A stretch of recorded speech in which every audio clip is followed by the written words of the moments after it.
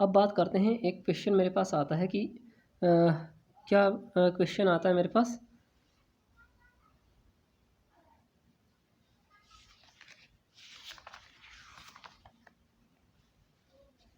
हाँ मेरे पास एक प्रॉब्लम ये हमेशा से आती है कि find characteristic equation of a matrix A, right, and verify that it is satisfied by A and hence obtain A inverse भी मुझे चाहिए, ठीक है, और कैरेक्टरिस्टिक जो इक्वेशन है वो भी चाहिए मुझे, राइट, इसको सत्यापित भी करना है और इसकी मदद से ए इनवर्स भी।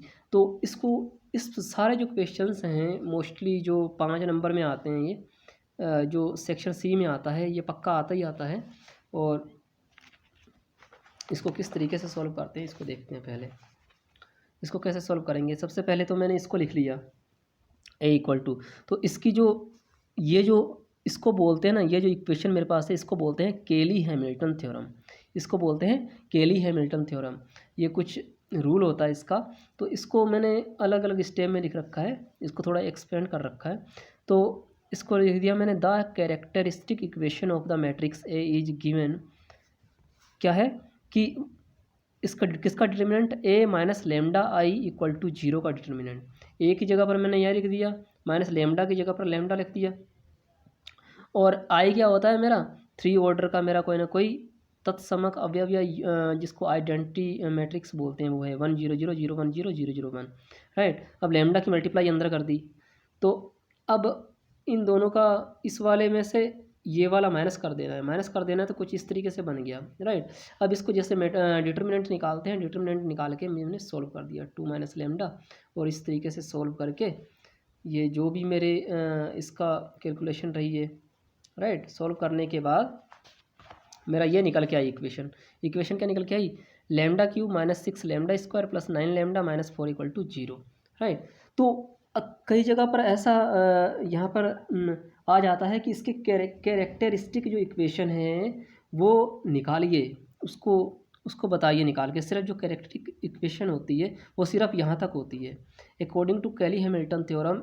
तो लेमडा की जगह पर ए रख दो, तो ए क्यूब माइनस लेमडा की जगह पर ए स्क्वायर, लेमडा की जगह पर ए, और 4 है, तो 4 की मल्टीप्लाई अगर आई में करूँगा तो उतना ही रहेगा मेरा। आई का मतलब ये होता है कि जितने ऑर्डर का ए होगा उतना ही ऑर्डर का आई होगा, राइट। इस तरीके से कैली हैमिल्टन थ्योरम मिल जाती है। अब दूसरा ये क्वेश्चन में क्या बोल रहा है, ये क्वेश्चन में बोल रहा है कि इसको वेरीफाई करो, वेरीफाई मीन्स सत्यापित करिए इसको, कि ए cube minus 6 A square plus 9 है माइनस 4 आई इक्वल टू 0 आ रहा है नहीं आ रहा है। तो यहाँ पर मैंने सबसे पहले तो ए क्यूब निकाला, ए स्क्वायर निकाला तो मेरा इतना आया, ए क्यूब निकाला तो मेरा जो कैलकुलेशन करके कितना आया, इतना आया। अब now putting the values into equation second, इस इक्वेशन सेकंड में जितनी भी वैल्यूज हैं मैंने पुटअप कर दी, पुटअप करी जब मैंने वैल्यूज, तो यहाँ पर मैंने इक्वेशन लिखी और यहाँ पर सारी वैल्यूज पुटअप की, वैल्यूज पुटअप करने के बाद मैंने इसको सोल्व किया, सोल्व करने के बाद जो मेरा रिजल्ट निकल के आया वो 0 0 0 करके आया है, और इक्वल टू में क्या निकल के आया है मेरा, यहाँ पर जितना भी मेरा निकल के आया है वो 0 के बराबर निकल के आया है।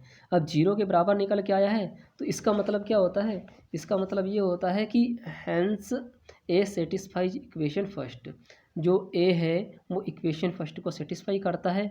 तो अब इतनी बात होगी, सेटिस्फाई कर रहा है, अगर सेटिस्फाई कर रहा है तो अब इसका ए इनवर्स बोल रहा है कि फाइंड आउट करो। ए इनवर्स कैसे निकालेंगे, तो मेरे पास इक्वेशन क्या थी, A cube minus 6 A square plus 9 है minus 4 I equal to 0, right. तो अब क्या किया मैंने, multiply both side by A inverse, A inverse left hand side में मल्टीप्लाई कर दिया और राइट हैंड साइड में भी, राइट। तो ए इनवर्स की मल्टीप्लाई इतने पोर्शन में भी की और 0 में भी की, 0 में किसी भी मल्टीप्लाई करो 0 ही आता है, मुझे पता है।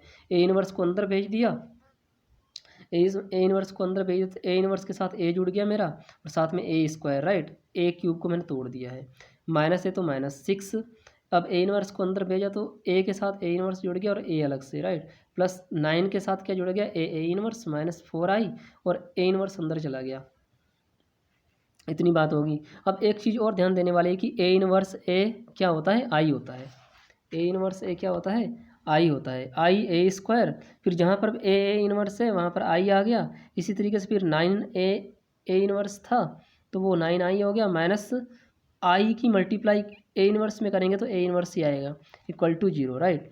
तो अब ए इनवर्स निकालना था मुझे, तो 4A−1 एक साइड लिख लिया मैंने, और आई की मल्टीप्लाई ए स्क्वायर में की तो I² माइनस आई की मल्टीप्लाई ए में की तो ए, और 9i।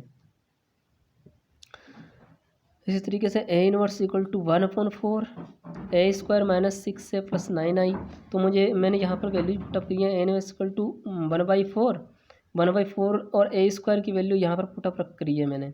A² की वैल्यू मेरे पास इतनी आई थी, और माइनस ये 6 था, 6 इसको 1/4 को नीचे भेज दिया 6/4, और A की वैल्यू इतनी थी, प्लस ये 1/4 को आगे भेज दिया 9/4, और आई का मुझे पता है कि 3 ऑर्डर का कोई ना कोई आइडेंटिटी मैट्रिक्स है मेरे पास।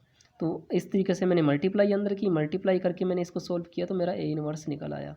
तो A−1 की वैल्यू कितनी आ गई, इस तरीके से आ गई कुछ मेरी प्लस वैल्यू। तो इस तरीके से A−1 भी निकल आया मेरा। तो ये केली हैमिल्टन थ्योरम बहुत इंपॉर्टेंट है, बहुत ज़्यादा इम्पोर्टेंट है। और इसके आगे जो चीज़ है मेरे पास वो है, एक और प्रॉब्लम मेरे पास आ रही है कि मैट्रिक्स मेथड से किसी भी इस तरीके की प्रॉब्लम को कैसे सोल्व करते हैं। मेरे पास इक्वेशंस दे रखी हैं, यहाँ पर इक्वेशंस क्या दे रखी हैं कि x + 2y + 3z = 6, मेरे पास 3 इक्वेशंस दे रखी हैं, ठीक है। मैंने यहाँ पर क्या किया, we have a equal to इसके जो कोफिशिएंट हैं x y z के, ये लिख लिए मैंने, गुणांक लिख लिए, राइट। 1 2 3 4 -1 2 7 3 -3 ये लिख दिया। एंड ऑगमेंटेड जो मैट्रिक्स है C, इसको मैंने इस तरीके से लिख दिया, ये वाला पोर्शन, और यहाँ पर ये रेशियो टाइप का लगा के ये 6 5 7 ये तरीका होता है करने का, राइट।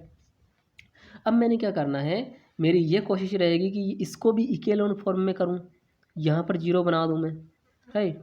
कितना जीरो बना दूँ, इस तरीके से ट्रायंगल बनना चाहिए, इस तरीके से फॉर्म में लाना है किसी भी तरीके से करके मुझे। अब क्या करना है मुझे इसको भी जीरो बनाना है, इसको भी जीरो बनाना है पहले। तो मैं क्या करूँगा, R2 में क्या चेंज करना है, R2 - 4R1, एंड R3 में क्या चेंज करना है, R3 - 7R1। क्यों, क्योंकि मुझे जीरो जीरो लाना था। तो इस तरीके से मैंने यहाँ पर सोल्व किया, ये पूरा ऑपरेशन लगाने के बाद तो मेरा इस तरीके से आ गया। इसी तरीके से यहाँ माइनस माइनस माइनस आ गया, तो R2 में क्या चेंज किया है, -1 से मल्टीप्लाई करी है सिर्फ। R3 में क्या चेंज किया है, माइनस से मल्टीप्लाई किया ताकि सब पॉजिटिव हो जाएं। तो इस तरीके से ये सारे पॉजिटिव हो गए, पॉजिटिव हो गए। तो अब R3 में चेंज करना है, क्या चेंज करना है, R3 - R2।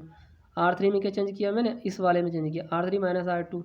अब 0 में से 0 गया 0, 11 में से 9 गया 2, अब 24 में से 10 गया 14, 16 में से 35 में से 19 गया तो 16 आ गया, राइट।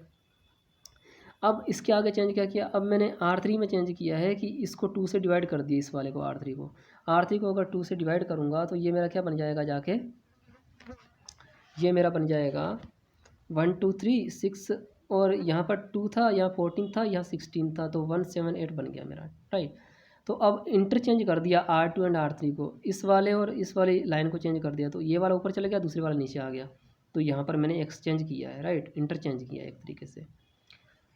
अब इंटरचेंज क्यों किया, उसका भी रीज़न है। जो बड़े वाला नंबर है यहाँ पर नीचे आ जाएगा, और इस वाली पंक्ति में से ये वाली पंक्ति 9 से मल्टीप्लाई करके माइनस कर देंगे, क्योंकि यहाँ मुझे जीरो बनाना है, मेरा ये मकसद है। R3 में क्या चेंज करना है, R3 - 9 R2। तो मुझे सिर्फ ये पहली वाली रो, दूसरी वाली रो, थर्ड रो में चेंज करना है सिर्फ मुझे। थर्ड रो में चेंज करना है, तो R3 - 9 R2, तो ये जीरो ही रहेगा। 9 में से कितना कम करना है, इसमें 9 मल्टीप्लाई, 9 - 9 मल्टीप्लाइड बाई 1, 9 में से 9 गया 0। 10 में से कितना कम करना, 9 से 63, तो -53। 19 में से कितना कम करना है, यहाँ मल्टीप्लाई 9 से कट 9 × 72, 19 - 72 तो -53। अब यहाँ पर एक बात बहुत ध्यान देने वाली है कि ये जो कोफिशिएंट था किसका था, x का था, ये किसका था, y का था, ये किसका था, z था। तो इसके साथ x को लगा दो, इसके साथ y को लगा दो, इसके साथ z को लगा दो, इक्वल टू में कितना आ गया 6। इसी तरीके से यहाँ तो 0 है, यहाँ y की जगह पर कितना है, y, ये किसका कोफिशिएंट था, z का था, 7z इक्वल टू कितना आ गया 8। इस तरीके से -53z इक्वल टू -53, तो -53 से -53 कैंसिल, तो जेड की वैल्यू कितनी आ गई 1। जेड की वैल्यू यहाँ पर रखी इस इक्वेशन में, तो y + 7 = 8 हो गया, तो y की वैल्यू कितनी आ गई, मिल गई 1। इसी तरीके से एक y और z की वैल्यू यहाँ पर रखेंगे तो मुझे किसकी, हाँ, x की वैल्यू मिल जाएगी, x की वैल्यू भी 1 मिल जाएगी मुझे। तो कुछ इस तरीके से सॉल्व किया जाता है इन क्वेश्चंस को।